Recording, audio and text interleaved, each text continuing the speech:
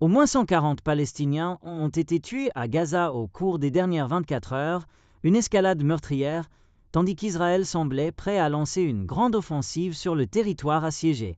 Les frappes israéliennes à Gaza ont tué plus de 300 personnes depuis jeudi, ont déclaré les responsables palestiniens de la santé, l'une des périodes les plus meurtrières du conflit depuis l'interruption des pourparlers de cessez-le-feu en mars.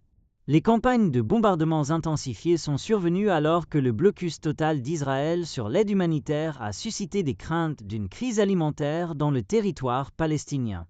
Depuis minuit, nous avons reçu 58 martyrs, tandis qu'un grand nombre de victimes restent sous les décombres.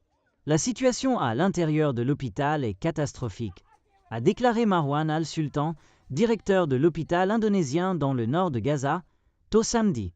Le nombre de morts au cours des dernières 24 heures était d'au moins 146, selon Reuters.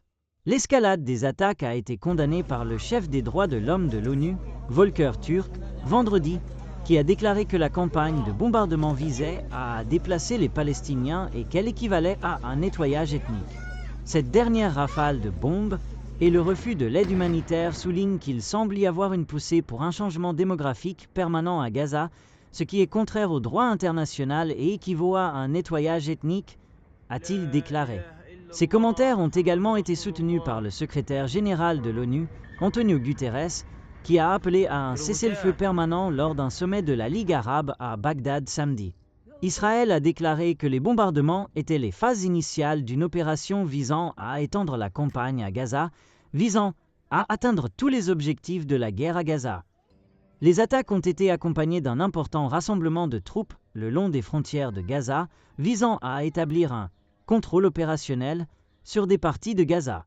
La campagne, ainsi que le blocus de l'aide dans le territoire, visaient à forcer le Hamas à libérer les otages, ont déclaré des responsables israéliens. L'organisation a pris environ 250 otages lors de son attaque d'octobre 2023 contre Israël, qui a entraîné la mort d'environ 1200 personnes. 57 otages sont encore détenus par le Hamas.